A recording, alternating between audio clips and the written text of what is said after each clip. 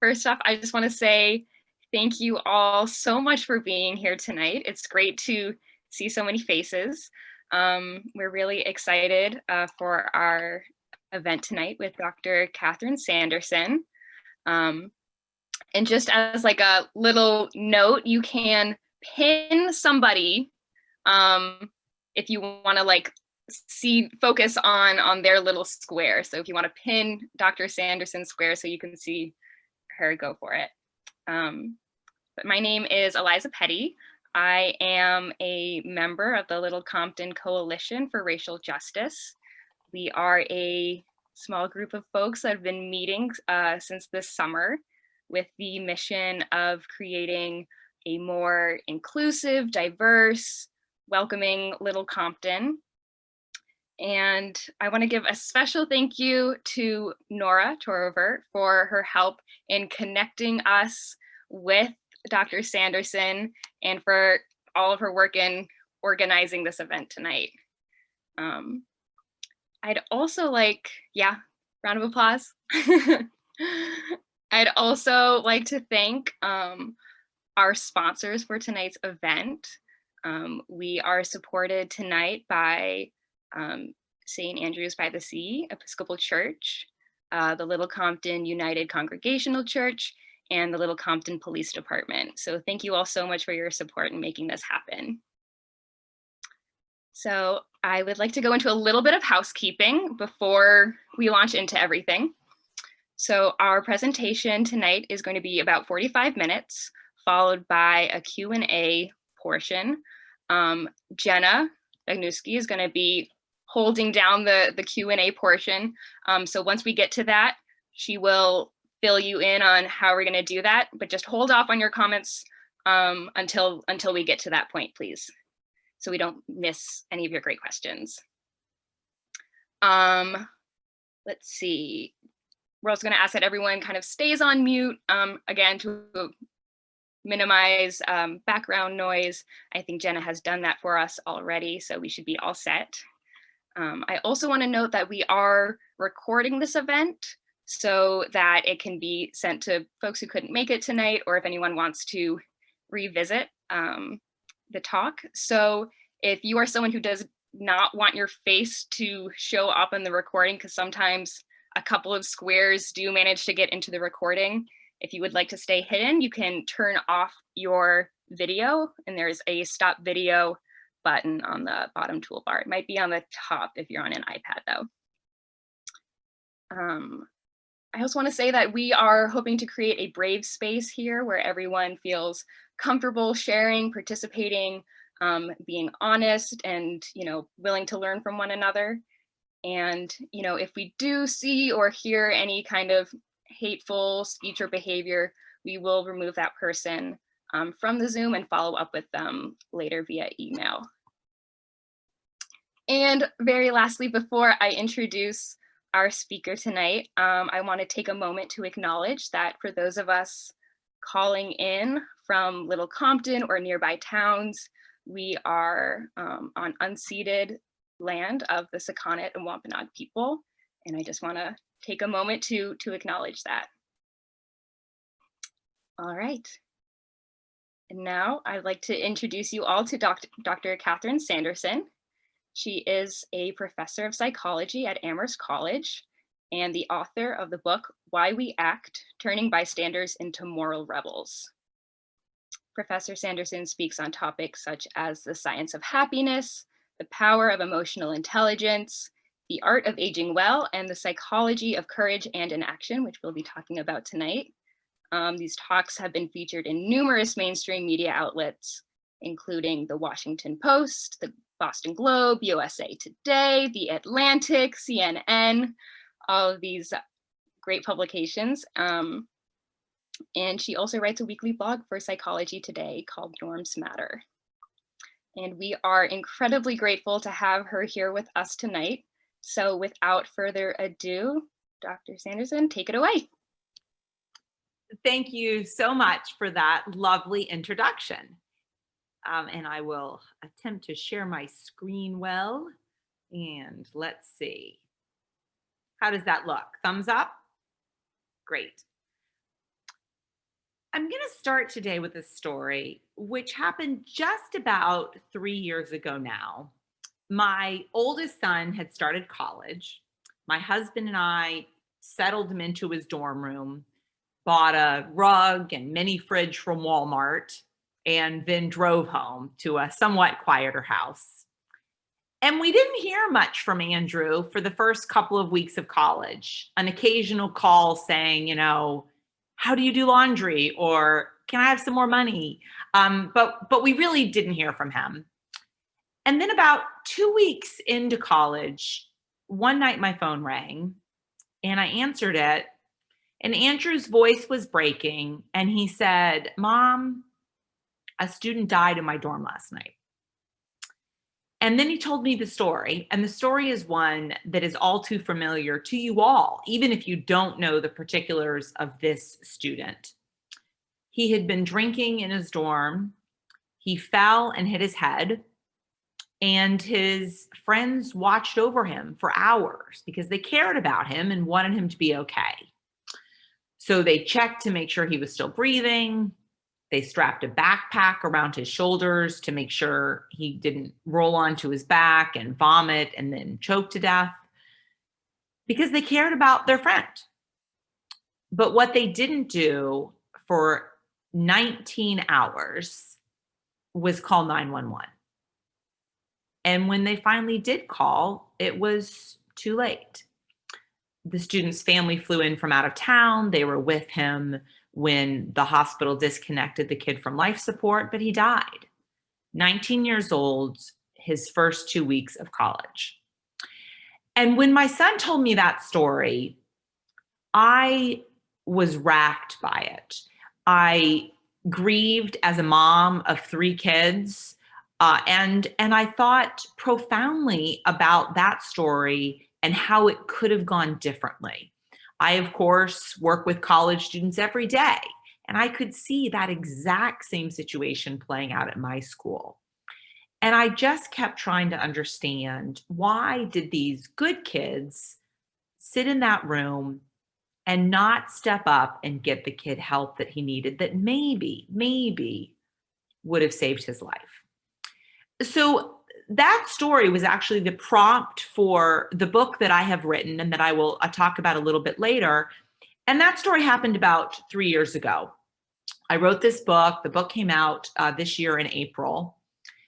But I want to now turn to talk about 2 very different incidents that have happened that you're all pretty much familiar with, that have happened within the last 6 months, that illustrate this profound inaction that occurs to all of us, not just college students in a dorm room not knowing how to get help for their friend.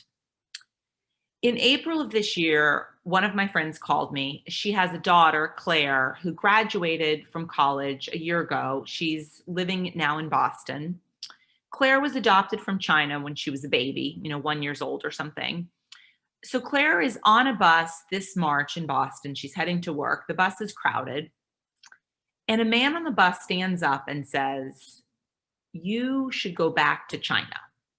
You and your people have brought us the coronavirus. You are killing Americans, and you and the other Chinese people, should get out of the United States and go back to China." So the bus is crowded. There are a lot of people on the bus. Claire is, 21, 22 years old. And everybody on the bus surely knows that Claire herself was not responsible for the coronavirus. And yet, not a single person on the bus stood up and did anything. No one on the bus stood up and told that man to shut up. No one went over and sat with Claire and reassured her. Everybody on the bus minded their own business and no one stepped up. And in June, many of us saw extraordinarily disappointing and upsetting and appalling videotape coming out of Minneapolis. And we saw this image of this officer kneeling on George Floyd's neck for nearly 9 minutes. And when I saw these images, what actually occurred to me as a psychology professor was not about this particular man. It was about his 3 colleagues, because there were 4 officers on the scene. One officer kneeled on George Floyd's neck. but 3 officers stood by. And if any of those officers had have stood up, grabbed their colleague and said, "What are you doing?" and pulled him off, Mr. Floyd is probably alive today. And these stories illustrate that this issue of inaction, it happens all the time.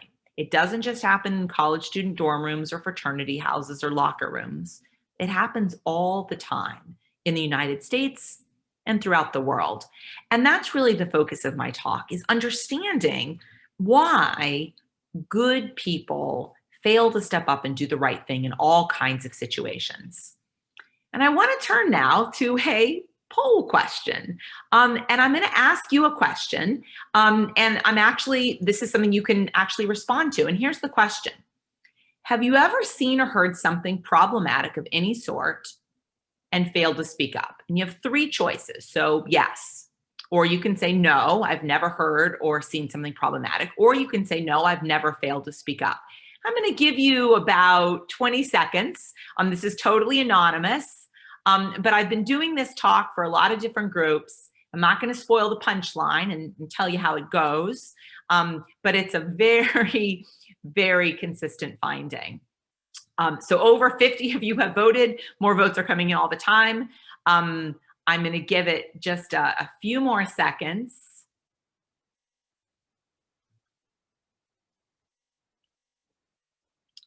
Over 85% of you have already voted. This is great. I like to have people sort of self-reflect on this. And so you have 5 more seconds. We're almost at 1 minute. And I think 88% of you have voted, and I'm going to call it soon. So if anyone else wants to get their vote in, this is your last chance. Okay. And I am now going to show you the results. So what you can see here is on this group of people, and there are about 80 or so people, I think, on this call now. 84% of people have been in that situation. Relatively few people have never seen anything, and that's very good. That's, you all have lived a very good, pleasant life. And about 13% of people say they continually speak up. Now, this is a little bit of a preview of coming attractions, but the people who are in that bottom group, that 13% of people, 10 people who are listening here who say they've never failed to speak up, there's actually a name for that in psychology. We call those people moral rebels. And I welcome somebody asking me a question. I'm not going to talk about those people specifically tonight, but I would love to talk about those people and what separates them from other people in the Q&A. So please, somebody ask me a question about moral rebels in the Q&A. But what you can see here is that 84% of the people listening on this webinar have been in that situation in which they've seen something and failed to speak up. Every single time that I've done this, I've never had fewer than 80% of people. I've never had fewer than 80% of people. Sometimes it's 90, 95%. It's very, very common. So I now want to turn to why. Why have most of us been in a situation in which we've seen or heard something problematic and failed to speak up? And basically, there are 3 explanations for that inaction. One of those is what I call the perils of ambiguity, and that in certain situations, we're not really sure what's going on. And that leads us to not act. This is a picture of image taken from a shopping mall in the United Kingdom a number of years ago. And I'm going to tell you a story that some of you may know. And it's a story of a mom who was shopping with her son, Jamie. Jamie was 2 years old, and Jamie became separated from his mom. She looked everywhere for him and she couldn't find him. And 2 days later, they found little Jamie's body about 2 miles away. He had been beaten to death and left beside a railroad track. So the police went back through the videotape footage to try to figure out what had happened. And this is an image actually taken from that video. And you can see Jamie here. He's the small little child in that picture. And he was led away by 2 slightly older boys. And the entire time, Jamie is kicking and screaming. He's saying, "Let me go, leave me alone. I don't want to go with you." The shopping mall was crowded. You can see in this image. Lots of people saw, but no one called the police. And here's why. Many of us have seen a toddler having a fit in a shopping mall. It's not a situation that cries out emergency. And so lots of people saw, and what they assumed is It's a little boy with his brother. He wants a toy. He wants a candy bar. He doesn't want to leave. This is not an emergency. And the reality is, in many situations, things are ambiguous. We don't know what's going on, so we look to other people around us. But here's the challenge. If everyone is looking to everyone else, there can be an emergency, and yet no one identifies it that way. In one very clever study, researchers brought in college students to fill out a questionnaire in a room alone. So they're in a small room, filling out their survey, when all of a sudden smoke starts pouring in. Now, if you're in a room alone and smoke starts pouring in, guess what everybody does? They stand up and they go get help because there's smoke, and we have a sense of smoke. It could be fire. It's a problem. But then they did another version of the same study. They put people in a room to fill out a questionnaire, but they hired 2 other students, and they told these 2 students, no matter what happens, keep filling out your survey. Do not act at all. Do not react. No matter what goes on, just keep filling it out. So you're in a room with these 2 other people. You're filling out your survey. Smoke starts pouring in. Now, you recognize the smoke, so you look up at the other 2 people, and they're just filling out their survey. Now, the researchers in this study let the smoke continue to pour in for 6 minutes. It got so thick that people had to wave away the smoke to even see the questionnaire. So they're waving, and then they're filling it out, and they're waving. And yet most people in that situation sit in that room for the whole 6 minutes while it fills with smoke, and they don't go get help, even though the smoke is coming in and they're very aware of it. So at the end of the study, the researchers say to the people, "Did you notice the smoke?" And everybody says, yes, I did. And then the researcher says, "What'd you think it was?" And they have all sorts of non-emergency explanations. Some people said, "I thought it was a heating vent malfunctioning in some way." Somebody said, "I thought it was truth serum that you were pumping into the room." They have all sorts of non-emergency explanations. But here's what's fascinating. They recognize the smoke, they see it, but when they look to the other 2 people who are not reacting at all, they basically assume, well, it must not be a big deal. And this phenomenon of people in an ambiguous situation looking to other people around them can actually lead people astray.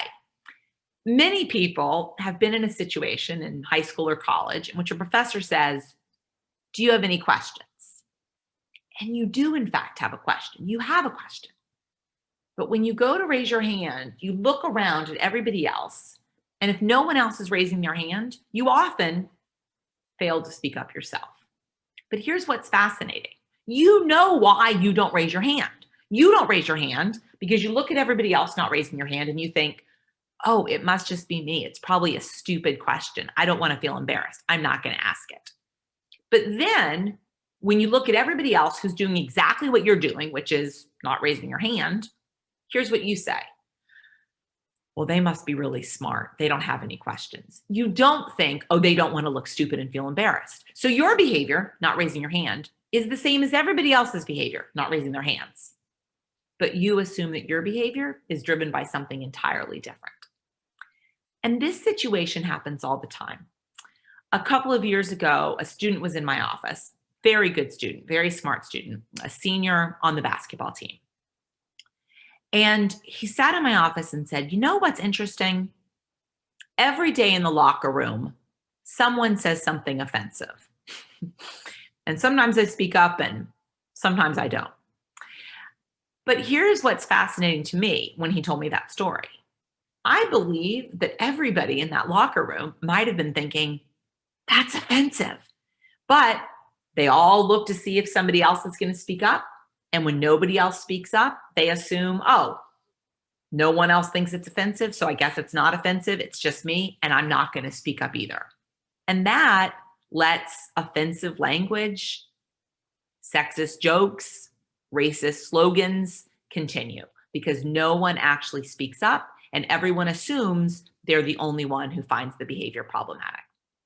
So one factor that leads us not to speak up is situations are ambiguous. We don't really know what's going on. Is that a consensual romantic encounter, or is that sexual misconduct?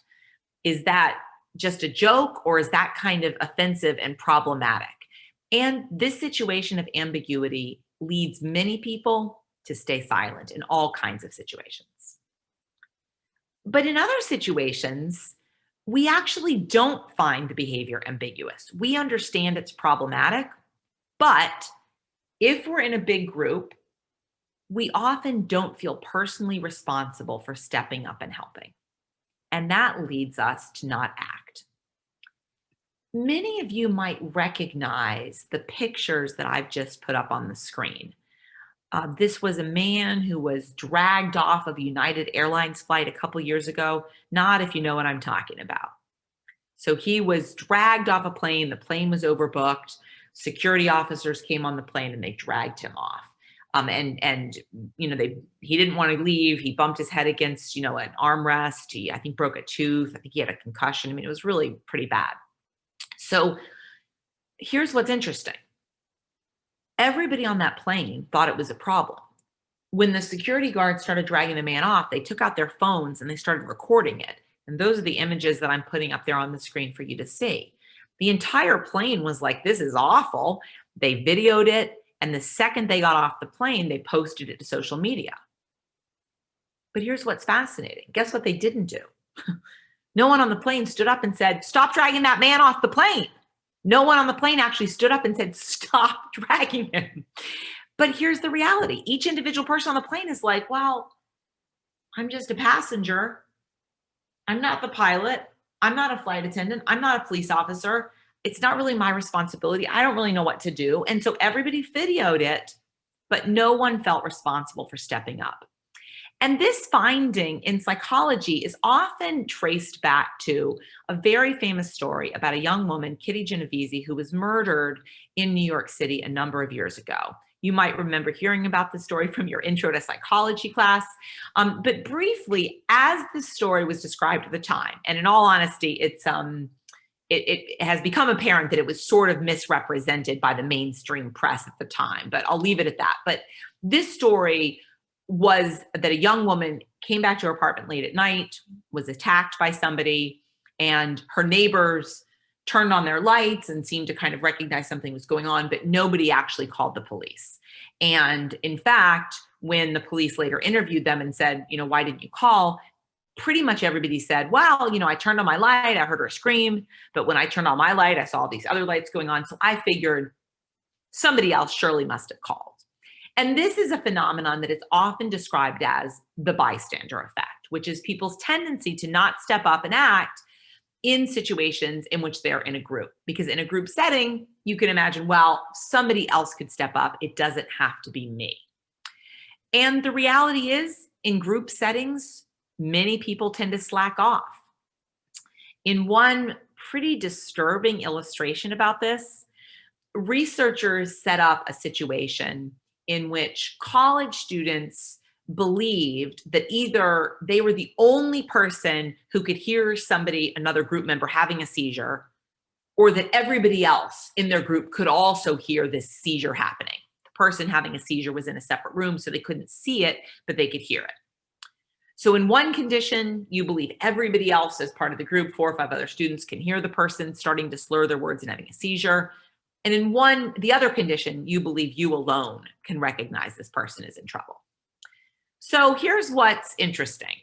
If you believe that you are the only person who can hear this person having a seizure, 85% of people do stand up and go get help for the person. So that's good because it's most people, 85%, although I will say it always is super concerning to me that 15% of people think they're the only one who recognizes somebody's having a seizure and they just kind of sit back. But nonetheless, most people do go and get help. However, if you believe that 4 other students also recognize this person as having a seizure, most people do nothing. They say, well, the other students can also hear the seizure, so it's really not my responsibility. And this phenomenon is often called social loafing. And it's the tendency for people to slack off and reduce effort in group settings.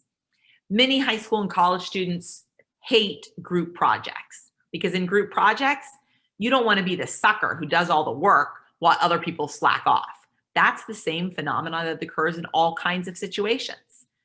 It's frankly why when you go to a restaurant and a party of 5 or 6 or more people, there's often a mandatory tipping fee imposed, because in large tables, people say, well, I don't have to tip so much, the other people will make up.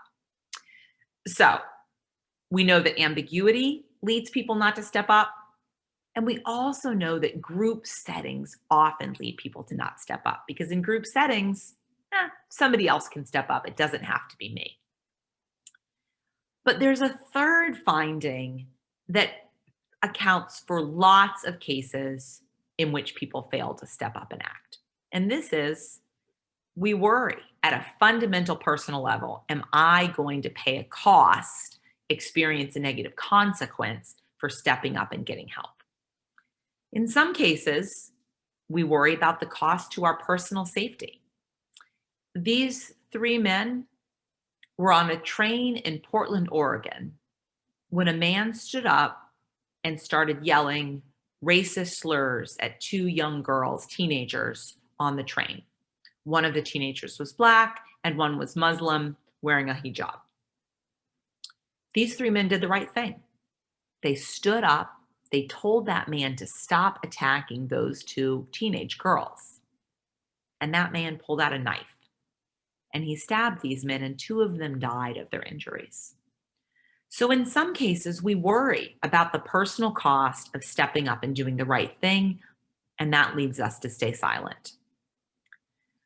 But in far too many cases, we're not really worried about our personal safety.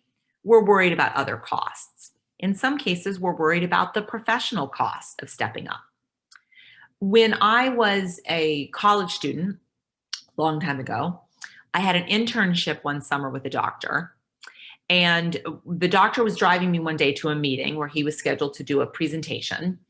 So I'm in the passenger seat, he's driving, we pull into the parking lot and we circle the parking lot, and there are no spaces. Every space is taken.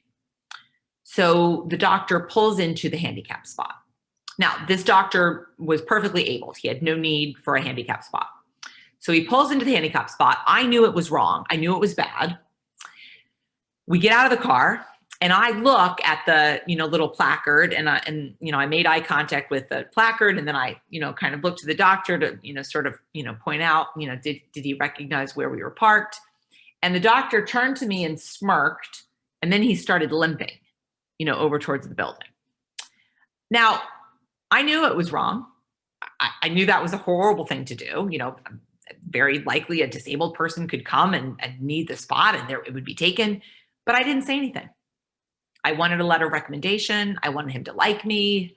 I worried that he, would, not give such a positive letter, not hire me or so on. If I, said, listen, that's really awful. Why don't I stay with the car? Why don't we, be a little bit late and find a different spot? Whatever. I said nothing.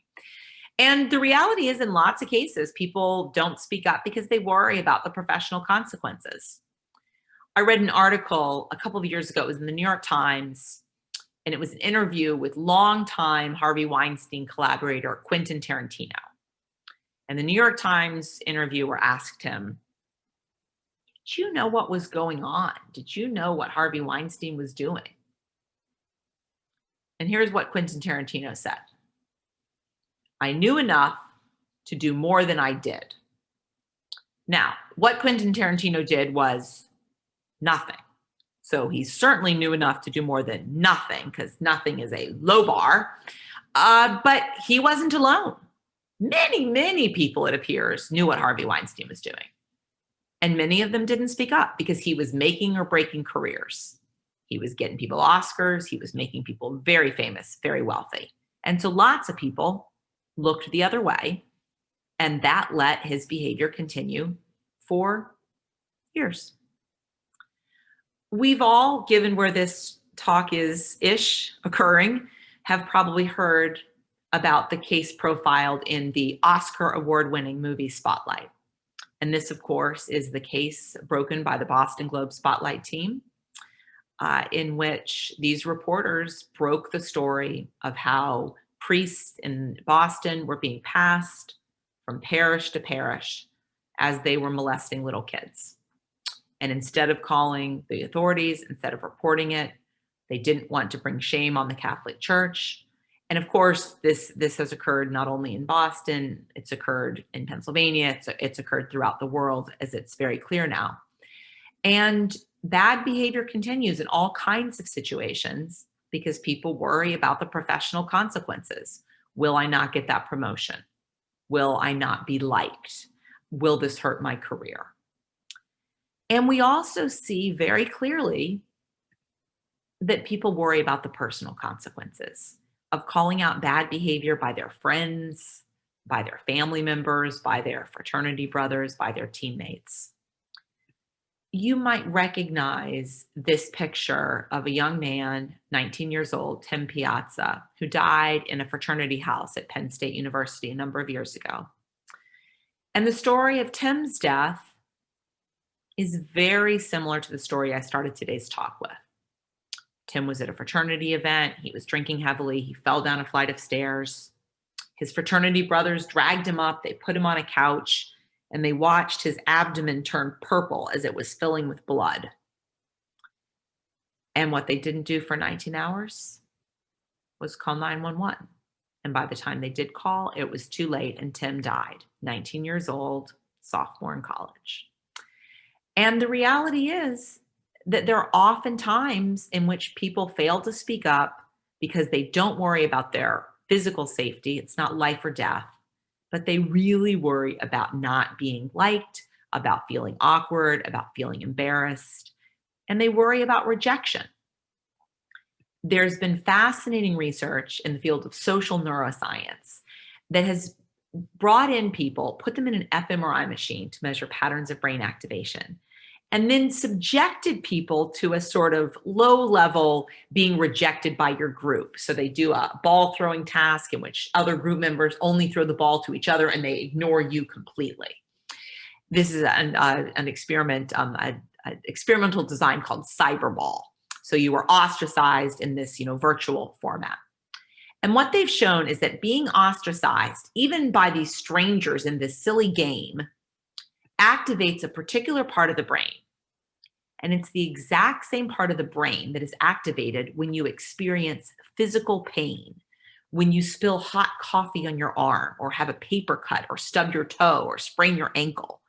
And so what this tells us at a biological, evolutionary level is that we really don't want to experience social pain and rejection, because social pain, rejection, ostracism feels in the brain like physical pain.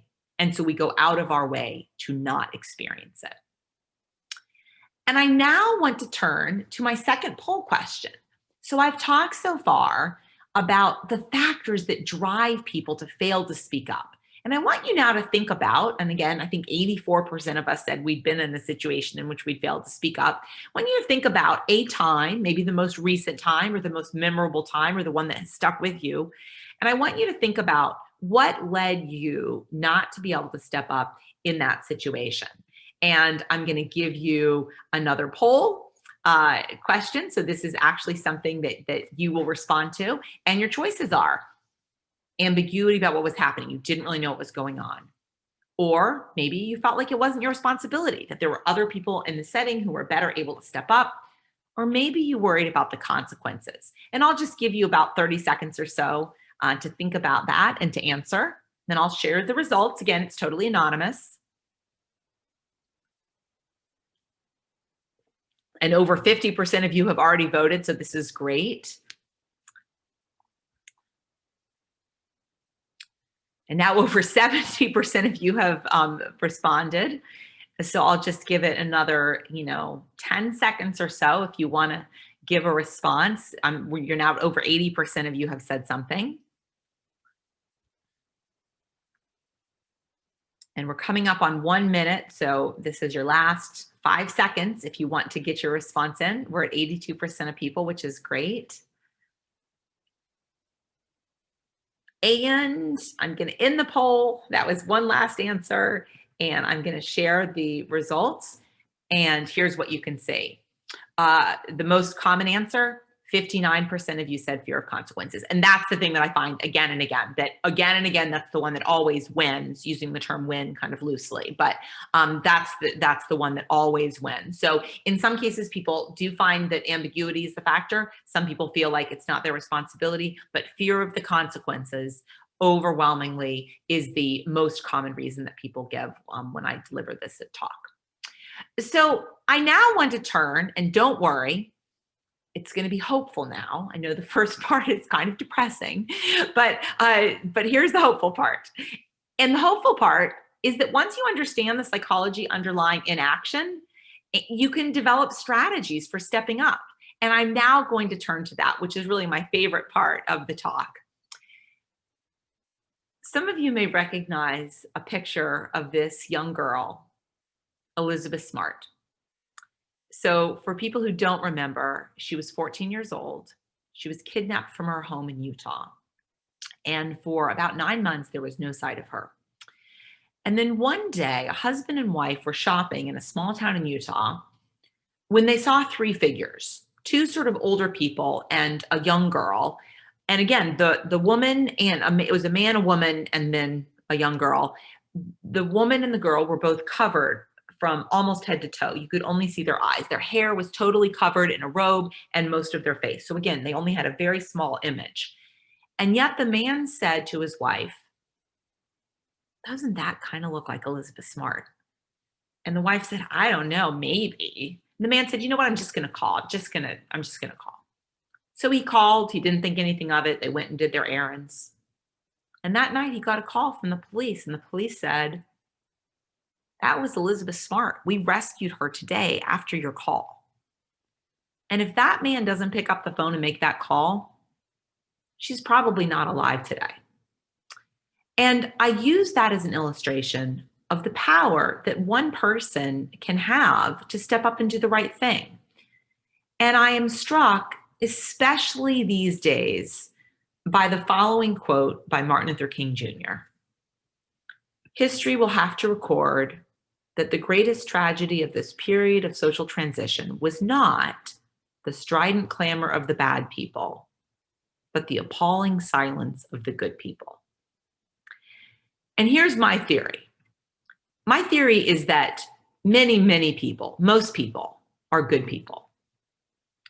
But they are good people who are appallingly silent. I think there were good people in the dorm room at my son's school who didn't call 911 for 19 hours. I think there were good people on the bus in Boston who didn't step up and help my friend's daughter, Claire. I think most police officers are good people.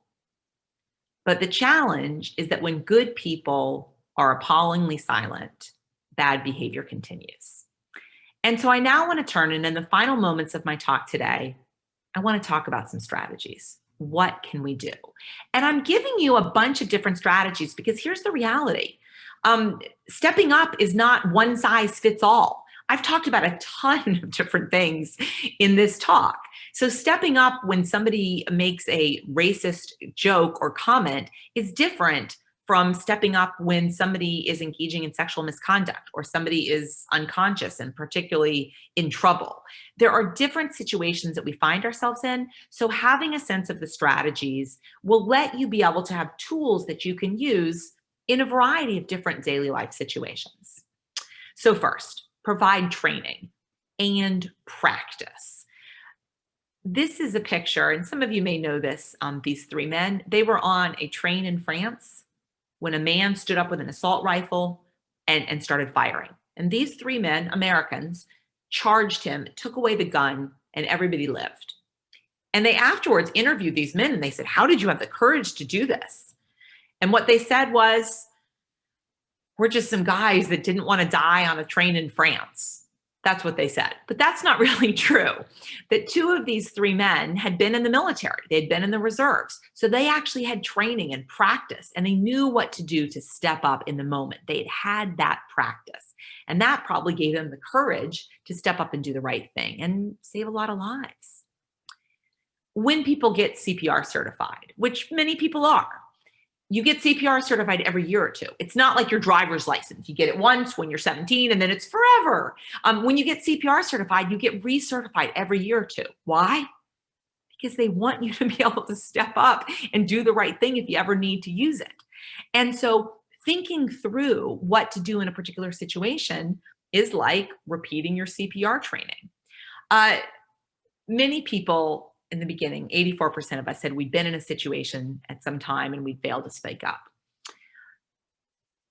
Many people describe having the experience of something happened, they didn't know what to do or say, they said nothing, and then like 2 days later, they're in the shower. They're like, oh, now I know what I should have said, and it's 2 days too late. And so the idea here is to think through, well, what would I do? What would I say if I were in this situation? So you've practiced ahead of time and you know how to step up. When I was a college student, a senior in college, I was at Stanford and I was on the 4th floor of a building when the Loma Prieta earthquake hit. Now, the older people on this call will know what I'm talking about. The younger people are like, I have no idea what she's talking about. But nonetheless, there was a very big earthquake. It collapsed a bridge, which is pictured here. So it was, I think, a 6.9 earthquake, canceled the World Series. A lot of people in San Francisco died. So it was a very big earthquake. So I'm on the 4th floor of a building. The building starts shaking back and forth. And all of the college students in this class, it was a small seminar, looked up at the professor because we were like, you know, what should we do? Here's an emergency. And I remember it still vividly to this day, although it was many years ago. The professor grabbed the edge of her desk and she looked out at all of us and she goes, I'm from New York. And of course, what she's saying is, I have no idea what to do. And a student in the class stood up and goes, I'm from California, get under the table. And all of us did, and we were all fine. But that's an example of, she had no training. There was no training. She had no idea what to do. But a kid in the class had, gone through earthquake preparedness, in school, and he knew what to do. So providing training and practice, what would I do or say in that moment, can help people step up at the moment, not 2 days later in the shower. 2, foster empathy. It is a lot easier to step up when you can put yourselves in somebody else's shoes. It is a lot easier to step up and do the right thing. When I think of that student who died in my son's dorm, I think if it was my son, I would really want one of those kids to have called 911. If it was my daughter on that bus in a crowded bus in Boston with a man yelling at her, I would really want somebody to step up. So trying to put ourselves in somebody else's shoes can go a long way. There's a wonderful poem you may know about the Holocaust that I'm just going to read to you as a vivid reminder.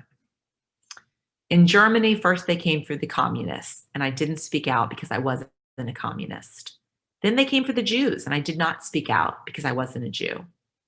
Then they came for the trade unionists, and I didn't speak out because I wasn't a trade unionist.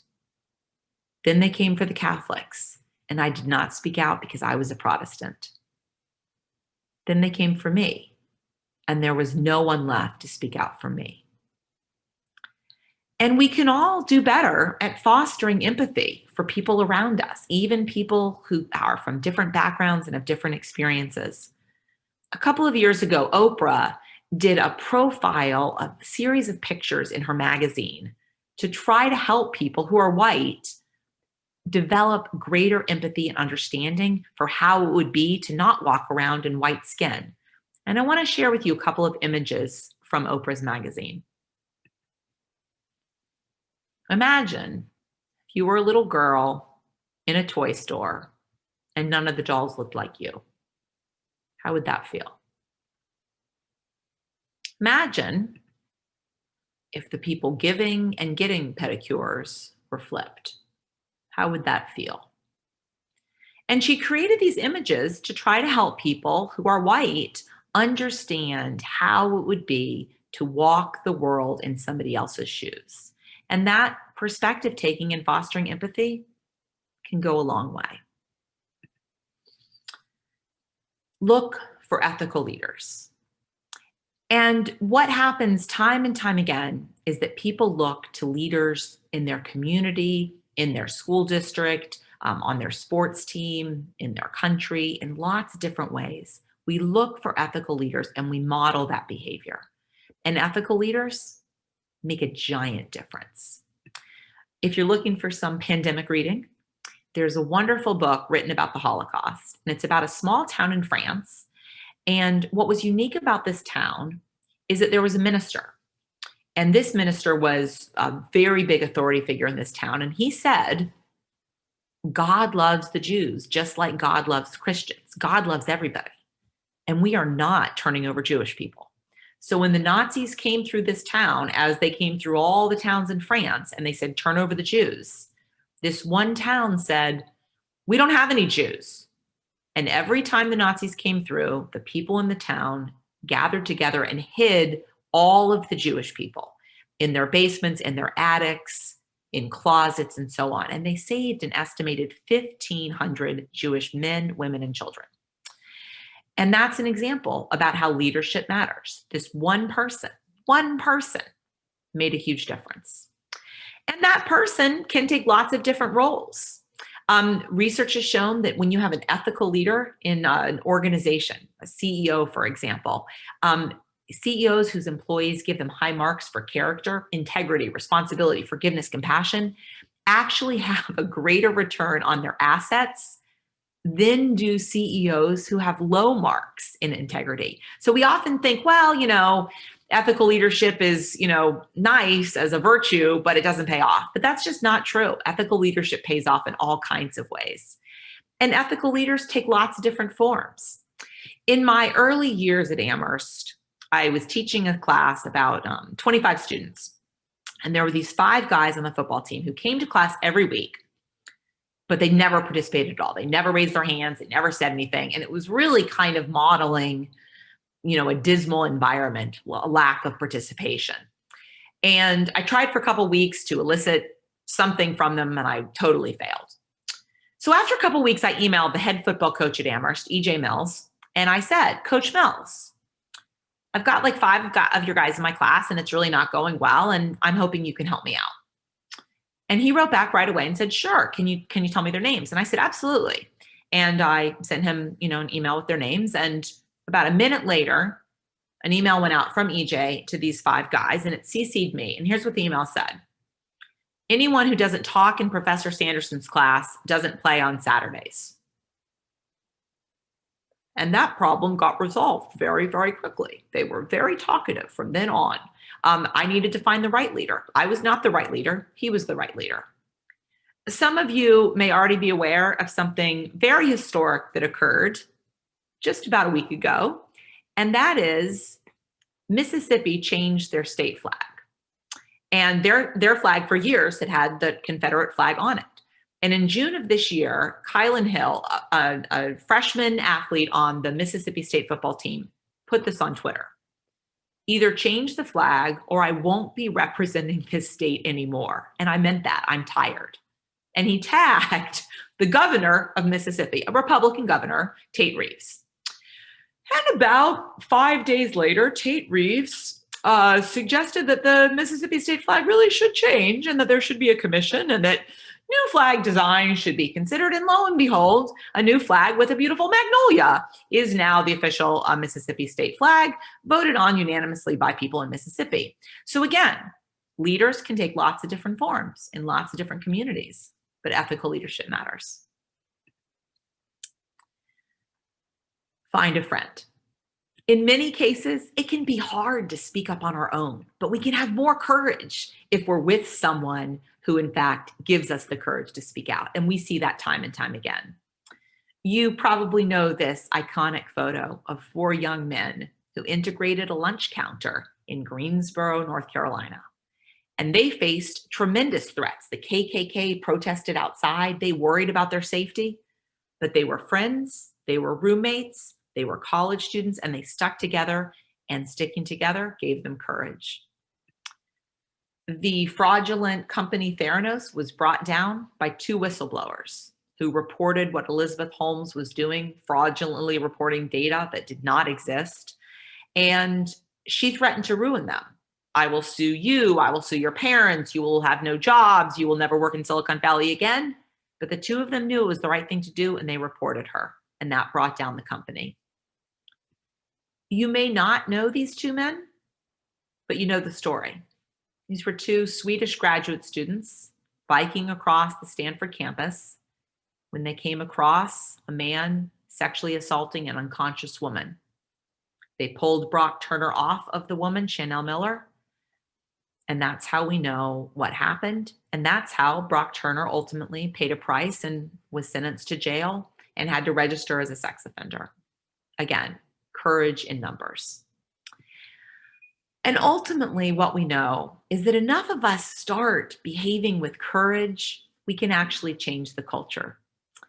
My daughter, Caroline, was born on May 17th, 2004. And that is a historic date in this country, not because she was born, but because of something else that happened on that day. That day that she was born was the day that Massachusetts became the first state to legalize gay marriage.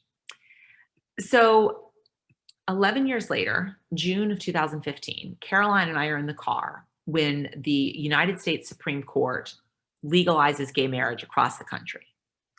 And I turned to Caroline and I said, wow, I just can't believe that the day you were born, it was one state, and 11 years later, it's the whole country. That seems unbelievable. And Caroline looked up at me and she goes, yes, what took so long? And I said, that doesn't seem so long. But that's an example about how quickly culture can change. And that gives me great hope because culture can change. And I want to end by just telling you two research examples about how does culture change? It changes by having beliefs about new social norms of other people. One very clever study compared rates of hotel guests that reuse their towels. Half of the hotel guests were told, had a little sign in their room, reuse your towels, it's good for Mother Earth, saves water and electricity. The other half of hotel guests had the same plaque, but instead it said, 85% of hotel guests reuse their towels because they care about Mother Earth. Guess what's more effective? 85% of hotel guests care about Mother Earth. People don't really care about Mother Earth, but they really care about peer pressure. And when 85% of people care about Mother Earth, then they all of a sudden care about Mother Earth. A study done by political scientists at Yale distributed 4 different mailers to actual voting households in Michigan. One of them said, voting is part of being an American. One of them said, voting is part of being in a democracy. One of them said, here's your polling hours and location. And one of them said, most of your neighbors vote. Guess what's most effective? Most of your neighbors vote. So peer pressure can lead us to step up and do the right thing. And ultimately, we can see change happening in our community, in our culture all the time. Here is a graph from the New York Times, June 10th, 2020, that looks at public opinion on the Black Lives Matter movement. And what you can see here is a dramatic shift in overall net support. And this was, of course, very sadly, in the 2 weeks following George Floyd's death. But what this illustrates is that culture can change, that you can reach a tipping point and all of a sudden culture can really change. And I want to end by giving you one of my favorite quotes that speaks to the power that we all have to not be one of the appallingly silent people. And it's from John Steinbeck's East of Eden. Humans are caught in their lives, in their thoughts, in their hungers and ambitions, in their avarice and cruelty, and in their kindness and generosity too, in a net of good and evil. A man, after he has brushed off the dust and chips of his life, will have left only the hard, clean questions. Was it good or was it evil? Have I done well or ill? And what I'm hoping is that my talk about the different strategies we all can use will help you be able to do good and do well in all kinds of situations. And I'm going to give you one final poll question, which is, which of these do you think is most useful to you? And I will launch that poll. Oops, now I'm going backwards. Somehow my poll is not showing up for me. Is that just me? That poll is not showing up. Let me give it a go. Oh, wait, no, it just came up. I just got it. Sorry. I think I was not shifting adequately. There you go. Which of these do you find most useful? I'm always interested in hearing this. And typically it's a pretty big split. but I'll give you one more chance to share your thoughts, and then we will turn it over to Q&A, which I'm looking forward to. As I told Jenna and Eliza and Nora, the problem with having a professor give a talk is that professors talk and talk and talk. So let's see, 81% of you have already voted. I'll give it another, 5 seconds or so if anybody else wants to get a vote in. And you're now at 86% of you have voted, 88% of you have voted, 89% of you have voted. I hate to cut it off. So last 5, 4, 3, 2, 1, last vote. And that actually hit 90% of you, which is great. And here's your results. So training and practice. And I love that. So some people, of course, said foster empathy and look to ethical leaders, find a friend. But getting training and practice is what's so important, because many of us want to do the right thing and we just don't know how or what to do. And so thinking ahead of time and practicing responses, and we can talk about that in the Q&A, is very useful. So I'm now going to turn it over to Q&A, but I want to say at the outset, if anybody is interested in learning more about it, this is the book that I have written that describes much more about the research and strategies and so on. This is available everywhere, independent bookstores. I'm really hoping people encourage during this particular pandemic time, but it's available on Audible, etc. And you can also reach me. I don't know how much time we're going to have for questions, and some of you may need to go. It's also totally fine to email me. That is my email address. And I'm also on Instagram talking pretty regularly about issues of moral courage, about lots of different things. So I am, oh, and wait, I'm sorry. Eliza, did you have one more poll question you want me to do? Do you want me to do one more poll question right now? Ish, I think you added one, right? I think we're gonna add it towards the end of our Q&A. Okay, fine. Okay, so I'm gonna stop the screen share so that we can all kind of see each other a little bit better. But I'm going to put in the chat room my email address. If you email me, I'm glad to answer questions. You can email me through my website. I'm also glad to send to anybody a copy of this slide deck if you would like the PowerPoint. And this will be recorded and distributed in some way that somebody here who's not me will share. All right, so we have a couple of questions. If you have a question and you haven't sent it, send it to me directly in the chat. You can select who specifically receives your message. So if you weren't here at the beginning when we were talking about how to get to the chat, if you're on a PC, it's at the bottom. There's a bank of buttons, and one of them is a speech bubble. If you are on an iPad, it is in the top right. There's a 3-dot button for opening a menu, and chat is hidden in there.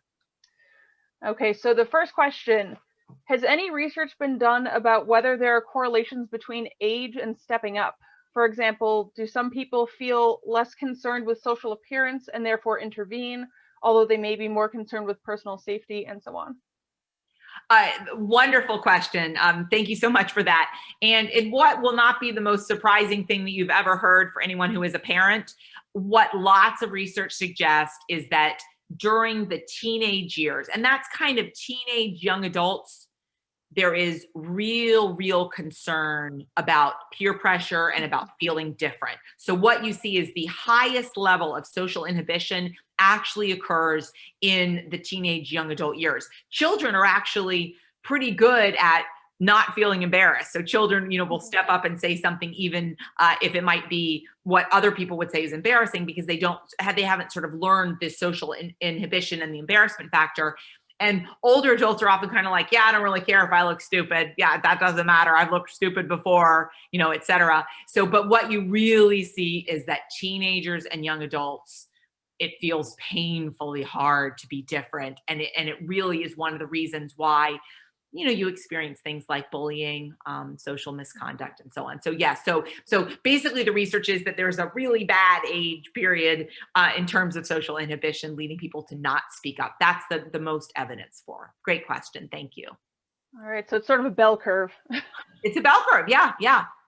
In a lot of these situations, race seems to play a large role in who receives help compared to who is harmed by law enforcement.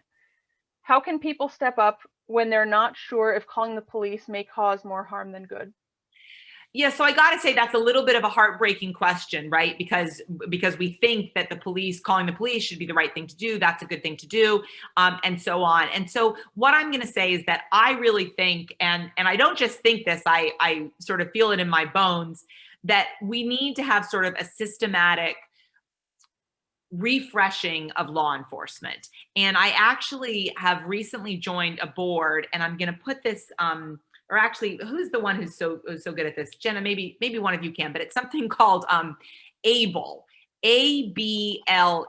And if you Google it, I imagine it'll come up. It's run out of Georgetown, but this is an organization that I am, again, now a part of the board of. And it is an organization that is working with police departments across the country to actually change police culture. Because what you have, I mean, here's the reality. Police departments are just groups of people. Police officers are actually people, and police officers are groups of people, just like lacrosse teams and fraternities and, you know, boards of all kinds, that police departments are the same. And so the reality is that you can change police culture just like you can change any other kind of culture. And there is research that initially was done in New Orleans that I talk about in chapter 8 in my book in depth. And New Orleans initially developed a program called Ethical Policing is Courageous. So it's EPIC. Ethical Policing is Courageous. And it talks about police officers standing up for what is right. And that means not hiding evidence or supporting misconduct by your colleagues. That if your colleagues are behaving poorly, your responsibility is not to your colleagues, it's to the community. And New Orleans had a lot of problems for years, but in fact was able to change their police culture. The superintendent of police, Michael Harrison, actually was recruited and has just started, maybe within the last 18 months or so, to be the police chief in Baltimore. And Michael Harrison is also on this board with me. So it's a board, again, of law enforcement, of police officers, and they're using research-based strategies to try to change culture. Now, it's not imposed on police departments. Police departments have to say, hey, we want you to come in. And they're police officers on this board. It's not, you know, nerdy psychologists coming in. But I am excited to announce, and this is a little bit off the record, but we have just been asked to work with a new police department in 2021, and it is the New York City Police Department. Wow. So I'm pretty excited about that. Now that probably is unofficial and I'm not supposed to say it, so don't like tweet about it. But this is also going to be something that the old people on this call, nothing personal, Jenna, Eliza, but the old people on this call will remember the Rodney King verdict and the Rodney King case. This program started after that incident in Los Angeles. People have no idea what I'm talking about, can Google it.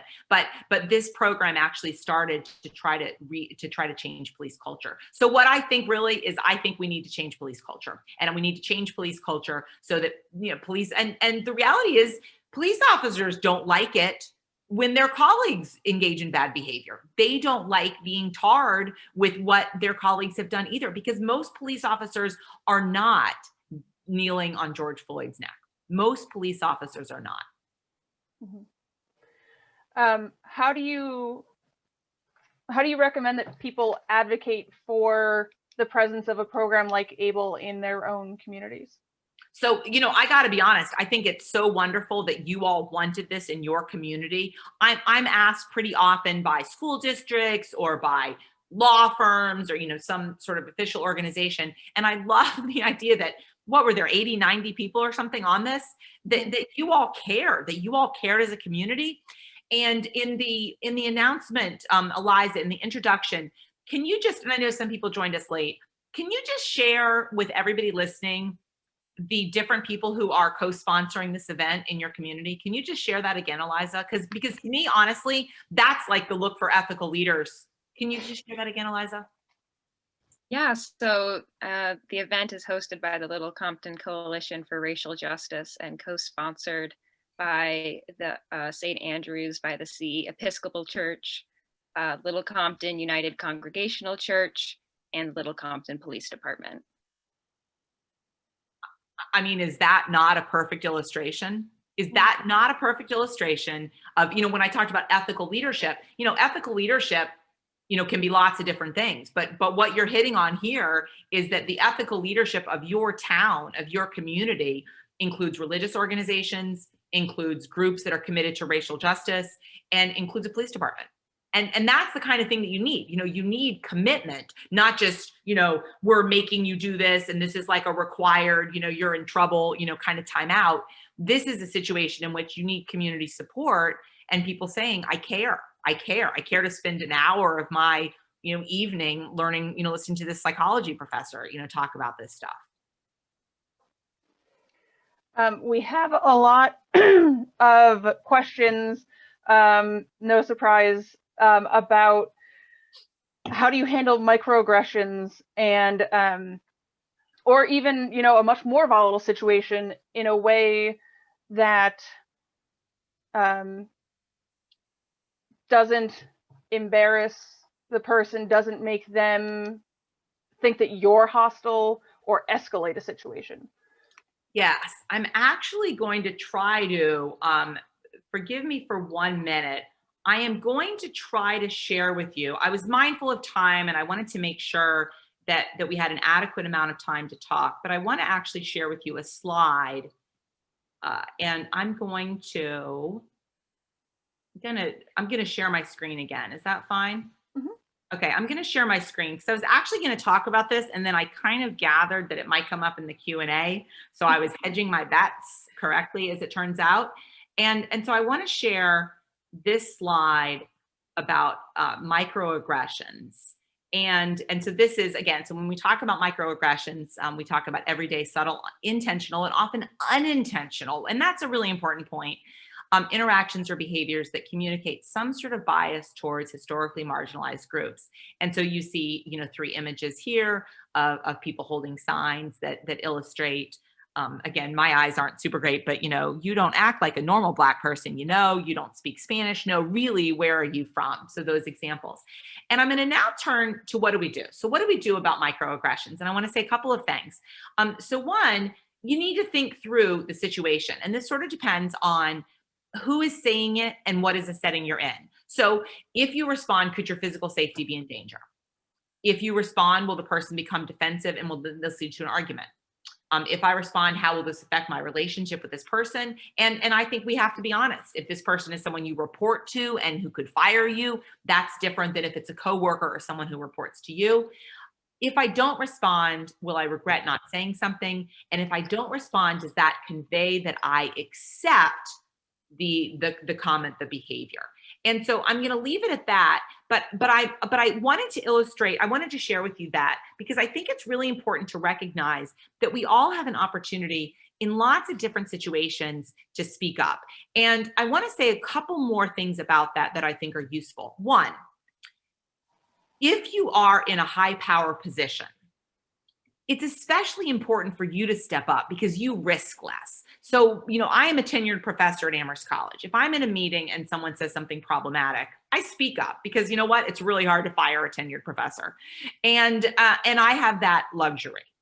When there are colleagues who do not have tenure, they actually don't have that same sort of job security. And so I have a responsibility to speak up if I'm in a position in which I have the power in a room and if somebody says something. And so I think that we need to be mindful that when we're in a situation, we have that opportunity. I think it's also really important that people not assume, well, it really, the only person who should address the microaggression is the person who it's being targeted towards, that's the person.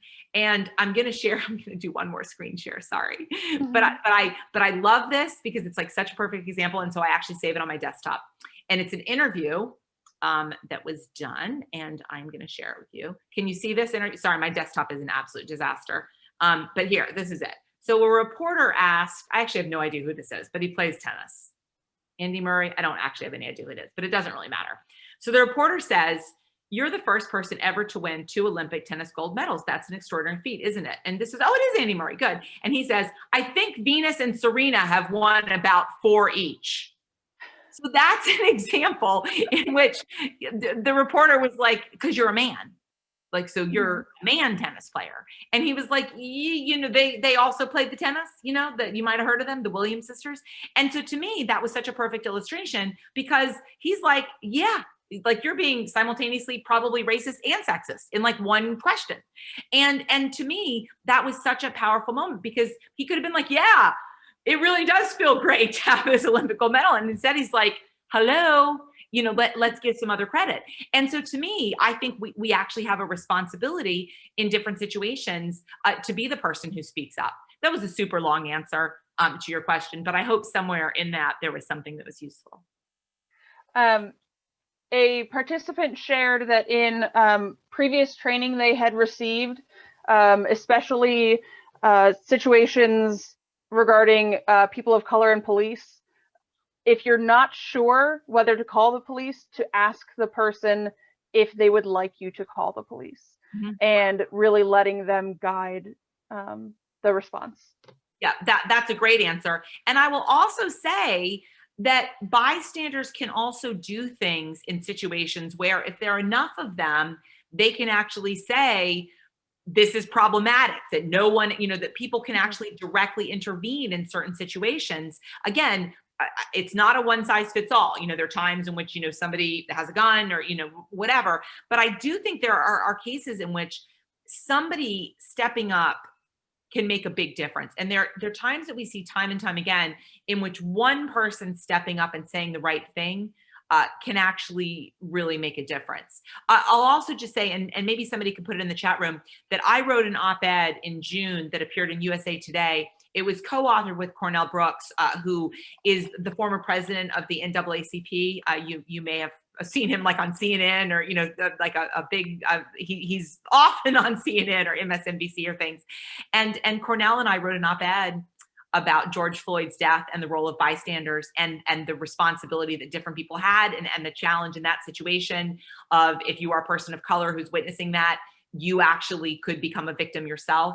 And so again, different people in different situations may also worry that as a white person, I may have a different reality of confronting a police officer doing something badly than might a person of color. How does the media influence inaction? So I talk and I write a lot about the role of the media, and I think there's good and there's bad.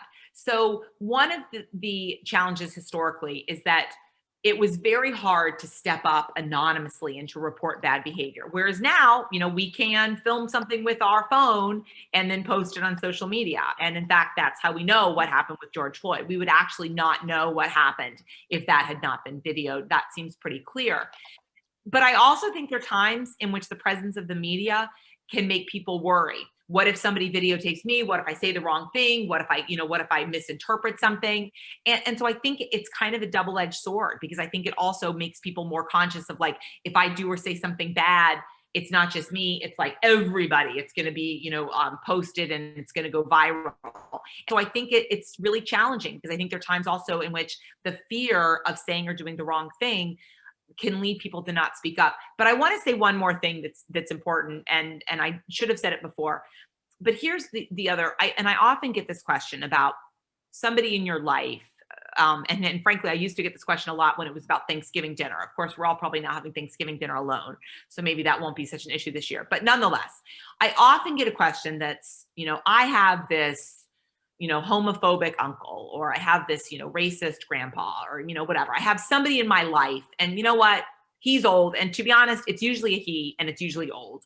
And that's often the way the question is phrased. This person, and he's old, and he's not going to change. So, you know, should I really say anything? Because he's old and he's not going to change. But here's the reality. Even if he doesn't change, you may be 100% right, and he is not going to change. But if everyone stays silent and says, yeah, that's just my racist old uncle, you know, it's not going to change, then not calling out that behavior, number one, conveys to that person that it's not problematic. Because even if he doesn't internalize, like, oh yeah, this really is problematic, not saying anything might actually be really problematic. But the other thing is that you're also conveying silence to all the other people around, who are then saying, like, oh, I guess everybody thinks that's cool because nobody's staying, and it becomes like exactly like that, smoke study that I talked about at the beginning. So I also think there is value in speaking up and saying something, even if you're not going to fix the person who said it, because it's conveying something to that person, but also to all of the other listeners.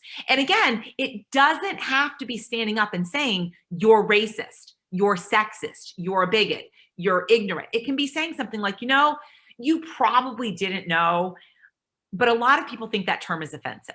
Or, you know what, I used to also have that assumption, and then I learned that.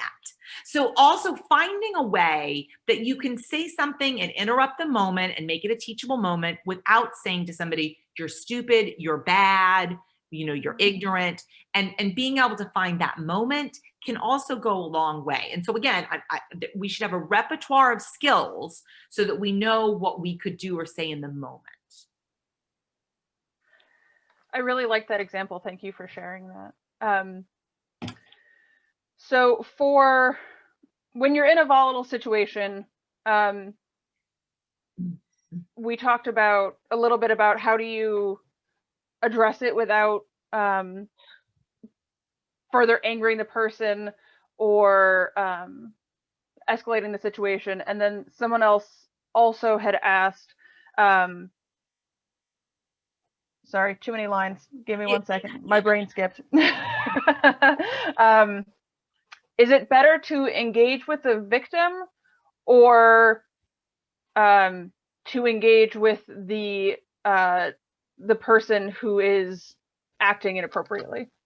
So I want to be very clear. I do not think there is one size fits all, because again, I've talked about everything from a kidnapping to, a student who's unconscious to whatever. So I don't think there's one size fits all.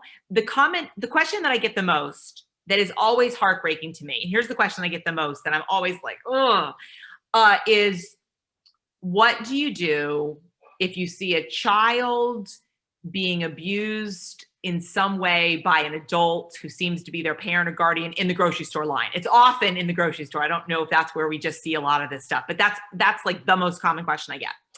And then people say, I want to help the child, but I worry if I call out the behavior, maybe that parent or guardian is going to retaliate against that child later on. Maybe that's, going to make it worse, and so on. And what do I do? And that's an example of a question that is really, really complex.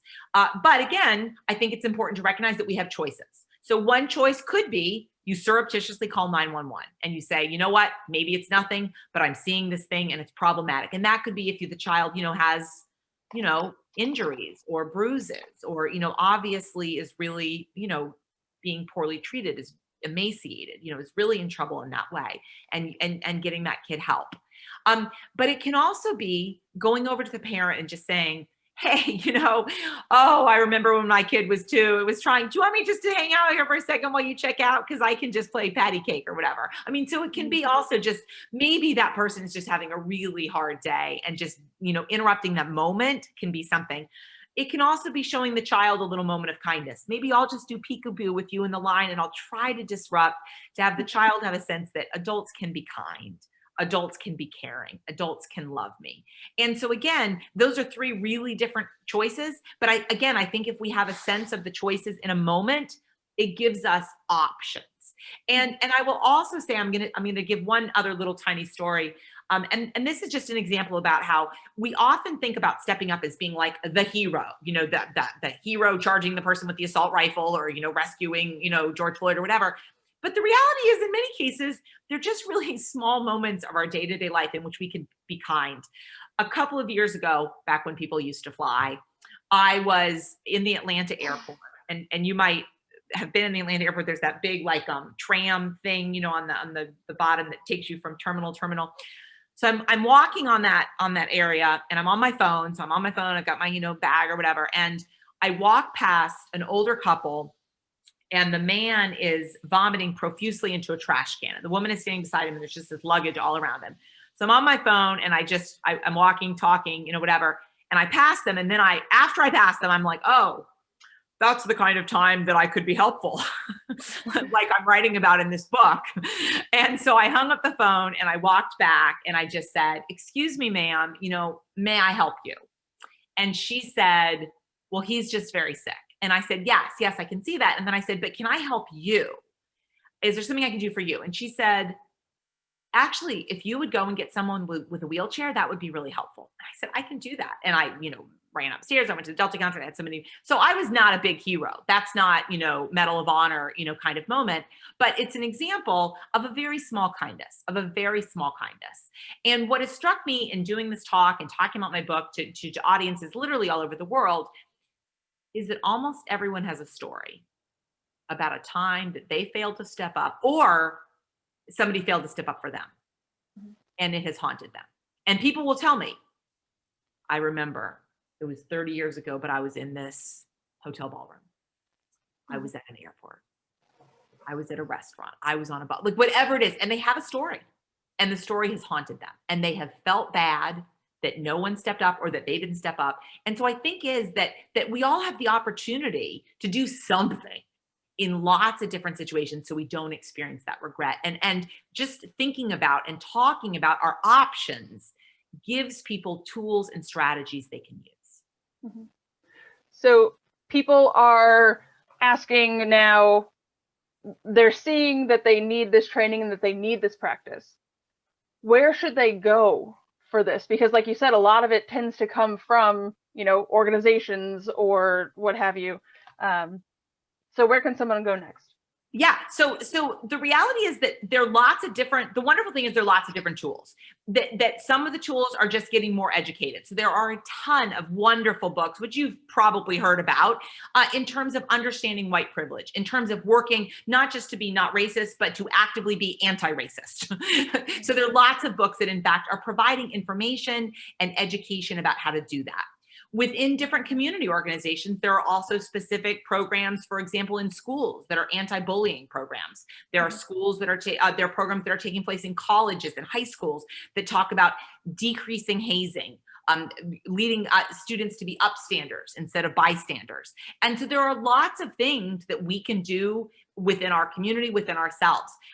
My book roughly lays out in the first 5 chapters what I've talked about with you tonight, the psychology of inaction. Chapter 6 talks about bullying in schools. Chapter 7 talks about sexual misconduct in colleges. Chapter 8 talks about workplace misconduct, and that ranges from corporate fraud to police brutality. But here's the key. All of those examples involve people, and people are all the same. People are all driven by a need to fit in, by a desire to not look stupid, by a desire to fit in with their groups. And so if we understand the psychology behind our inaction, it doesn't actually matter if we're talking about bullying on the playground or police, misconduct or fraternity hazing or somebody ignoring, racist language, on the bus or, in their workplace or whatever. It's all the same psychology. So understanding the psychology actually helps us step up in all kinds of different situations. And the first step is basically deciding that you care and that you want to, and you have to care or you wouldn't have listened to me for an hour.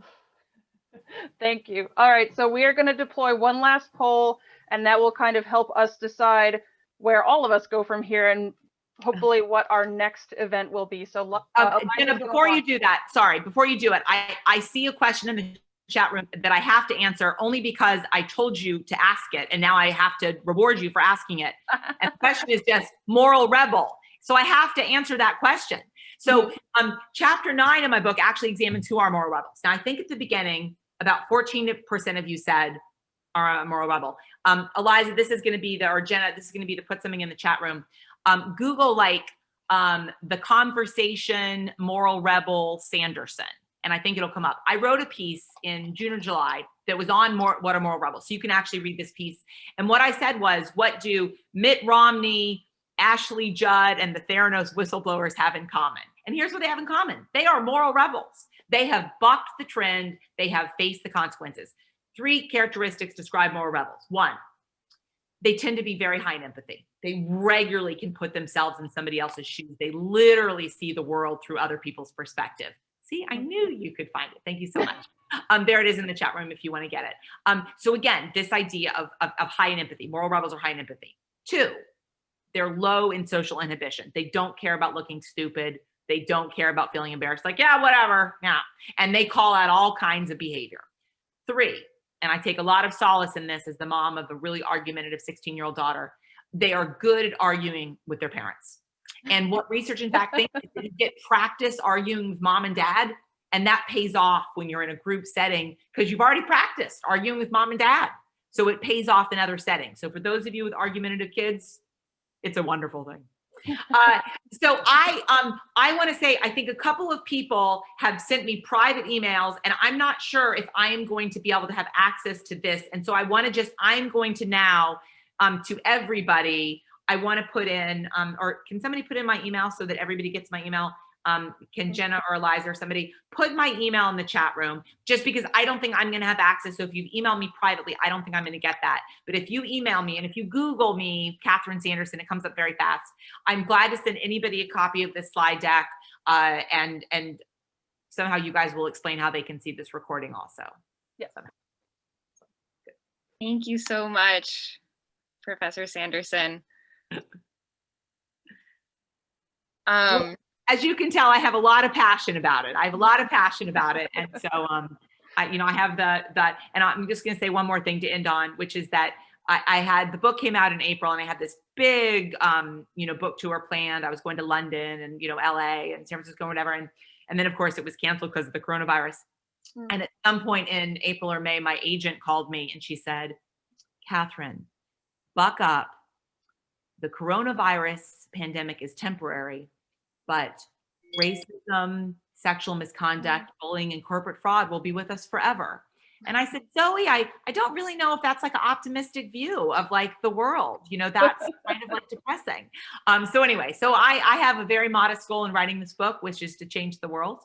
And I so appreciate you all listening and learning about the psychology of inaction and developing your own moral rebel. So thank you for the invitation, Nora and Jenna and Eliza. I really appreciate it. And I've loved talking to all of you tonight.